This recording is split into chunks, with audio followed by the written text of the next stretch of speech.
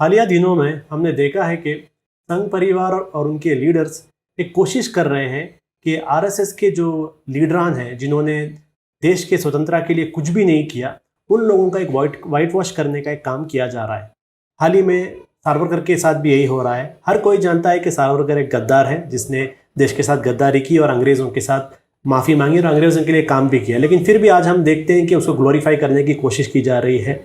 और इसी सिलसिले में आपने रिसेंटली देखा होगा कि राजनाथ सिंह ने भी कहा है कि जो सावरकर ने जो माफ़ी मांगी थी वो गांधी जी के कहने पर माफ़ी मांगी थी। ये बातें मैं आपके सामने कुछ वाज़ेह करने के लिए आज का ये वीडियो हम बना रहे हैं। सबसे पहला बात आप ये देखिए कि इस तरीके का अटेम्प्ट क्यों हो रहा है। आरएसएस के पास खुद के कोई हीरोज नहीं है क्योंकि उन्होंने कुछ किया ही नहीं, देश के लिए कुछ किया ही नहीं। जब पूरा का पूरा देश अंग्रेजों से लड़ रहा था, ये लोग देश को बांटने पर लगे हुए थे, तो कुछ किया नहीं। लेकिन आज अपने आप को बड़ा देशभक्त कहने के लिए इन्हें प्रूव करना होगा कि इन्होंने देश के लिए क्या किया। इसलिए ये पूरा वाइट वॉशिंग हो रहा है, एक हिस्ट्री को वापस से लिखा जा रहा है और अपने जो हीरोज़ हैं, जो इनके हिंदुत्व के जो हीरोज़ हैं जिन्होंने मुल्क के लिए कुछ किया नहीं, उन लोगों का एक पॉजिटिव इमेज बनाने के लिए अलग अलग बुक्स लिखे जा रहे हैं, अलग अलग सेमिनार, फिल्म सब बनाए जा रहे हैं और उसी सिलसिले में सावरकर के बारे में भी स्टेटमेंट्स आ रहे हैं।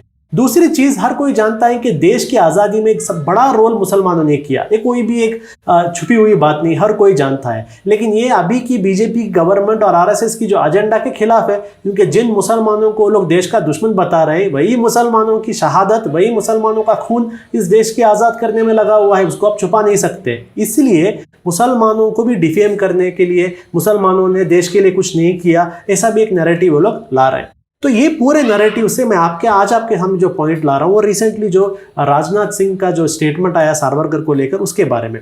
तो उसमें देखिए, सबसे पहली बात, राजनाथ सिंह ने कहा था कि सावरकर ने माफ़ी मांगी, मर्सी पिटीशन दी ब्रिटिश के सामने, वो इसलिए क्योंकि महात्मा गांधी ने उन्हें कहा था। अब पहला चीज़ जो है, सावरकर ने बहुत सारे पिटीशन लिखे।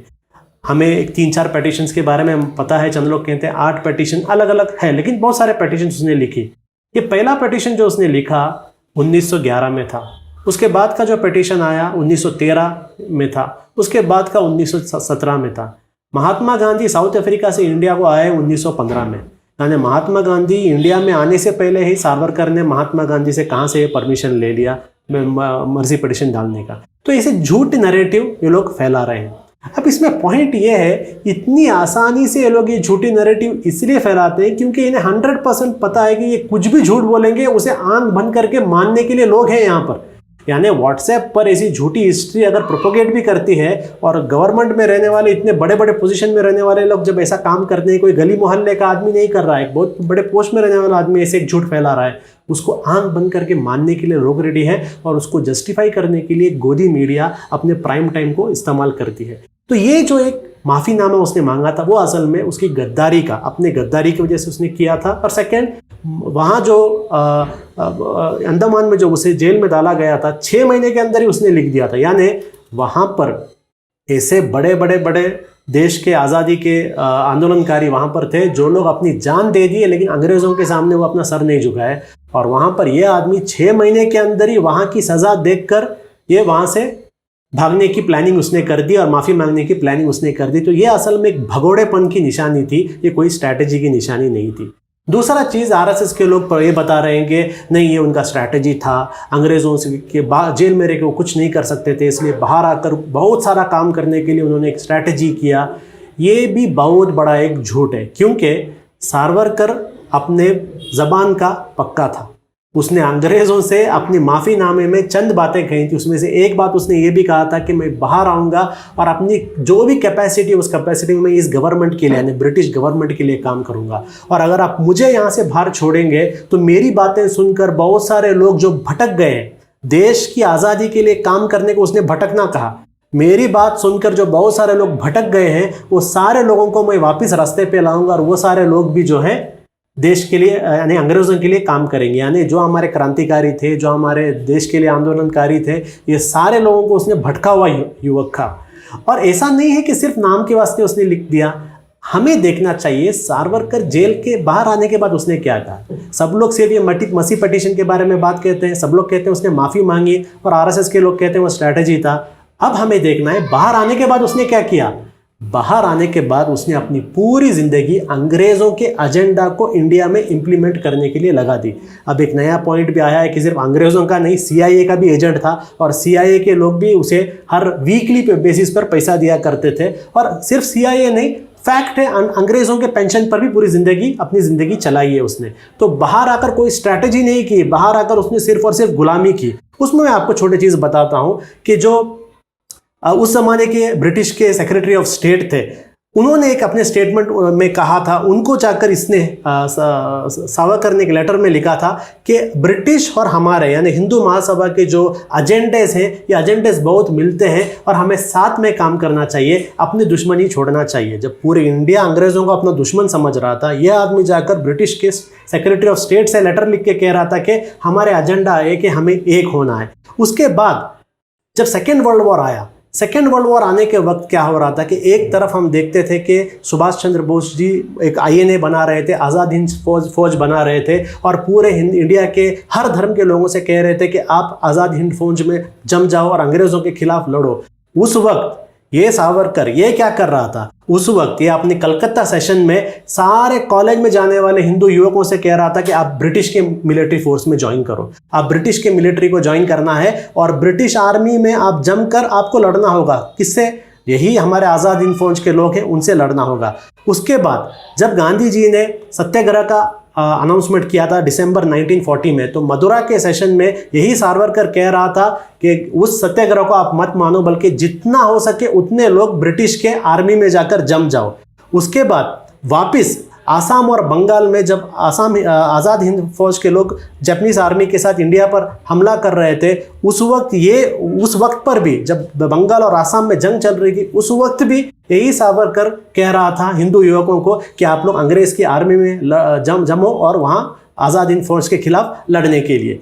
और ये सिर्फ एक कहावती बातें नहीं है, यानी ब्रिटिश के उस वक्त का जो कमांडर इन चीफ है, उसने अपना जो आभार भी प्रकट किया था। उसने ये भी कहा था कि मैं बहुत आभारी हूँ बैरिस्टर सावरकर का, जो हिंदुओं से कहता है कि ब्रिटिश आर्मी में जमो और अपनी ज़मीन के वास्ते लड़ो। यानी जो इसकी गुलामी है, इसकी सावरकर की गुलामी, इस गुलामी का सर्टिफिकेट भी इसको अंग्रेज़ों ने दिया है। यानी सिर्फ वन साइडेड गुलामी नहीं था, अदर साइड से इसे सर्टिफिकेट भी मिला है।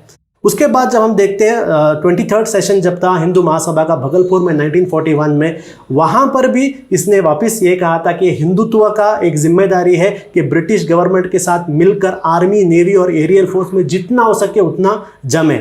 1942 में जब क्विट इंडिया मूवमेंट आया था और पूरे इंडिया के अंदर जितने भी ऑफिसर्स थे, इंडियन ऑफिसर्स थे, वो लोग ब्रिटिश की गवर्नमेंट को छोड़ रहे थे, अपनी सर्विसेज को छोड़ रहे।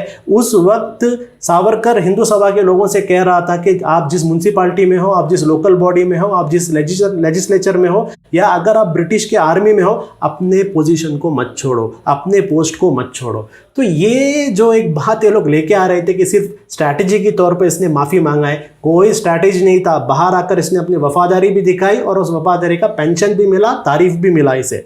अब देखेंगे बड़े बड़े लोग बात कह रहे थे कि हम देश को बचाने वाले बात हैं, देश को एक करने वाले बात है, लेकिन ये बहुत सारे लोग नहीं जानते कि सिंध में और बंगाल में जब मुस्लिम लीग की गवर्नमेंट हुई थी, मुस्लिम लीग की गवर्नमेंट के साथ अलायंस में ये भी थे, यही सावरकर था। वापिस उसने कहा स्ट्रैटेजी। लेकिन वहां पर जब सिंध के असेंबली में एक रेजोल्यूशन पास किया गया कि एक अलग कंट्री बनाना चाहिए, पाकिस्तान या मुसलमानों के लिए अलग कंट्री बनाना चाहिए, उसके बावजूद भी ये सावरकर की पार्टी के लोग रेजिग्नेशन नहीं किए, अपना मिनिस्टर का पोस्ट बचा के रखे। यानी जब बात अपने पर्सनल बेनिफिट की आती है, इनके लिए देश कोई मायने नहीं रखता, सिर्फ उसके बाद आज बड़ा ग्लोरिफिकेशन की बातें होती हैं। अब नेक्स्ट बात मैं आपको बताता हूं इसके अंदर क्यों मुस्लिम लीग के साथ, और मुस्लिम लीग ने जब एक 2 नेशन की बात की, सावरकर की पार्टी के लोगों ने अपना पोस्ट से क्यों नहीं इस्तीफा दिया। वो इसलिए क्योंकि मोहम्मद अली जिन्ना ने तो बाद में कहा 2 नेशन थियरी का। 1937 में हम देखते हैं हिंदू महासभा का जो 19th सेशन था अहमदाबाद में, वहीं पर सावरकर ने ये क्लियर कर दिया था कि हिंदू और मुस्लिम ये दो एक अलग नेशंस है, ये दो अलग नेशंस है, एक अपोजिट नेशंस है, ये एक नहीं हो सकते, दो अलग नेशन है। तो ये 2 नेशन थियरी की सबसे पहले बात करने वाला आदमी यही है। तो जब आगे जाकर सिंध के असेंबली में जब 1943 में रेजोल्यूशन पास किया, तो इसके पार्टी के लोगों ने अपोज नहीं किया, क्योंकि ये लोग खुद चाहते थे कि 2 नेशन होना चाहिए। तो देखिए, ऐसा एक आदमी जो पहले माफ़ी मांगता है, एक बार नहीं, मल्टीपल बार।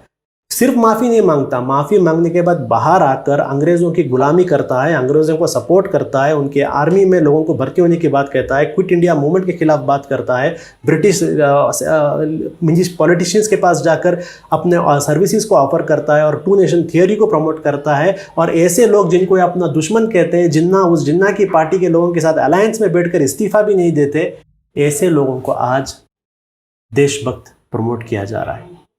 ये इसलिए हो रहा है, जैसे मैंने पहले कहा था, इनके पास लीडर्स नहीं है, इन्होंने आज तक देश के लिए कुछ नहीं किया, सिर्फ झूठ फैलाया है। आने वाले दिनों में भी आप देखेंगे ऐसे ही होगा, ऐसे ही होगा।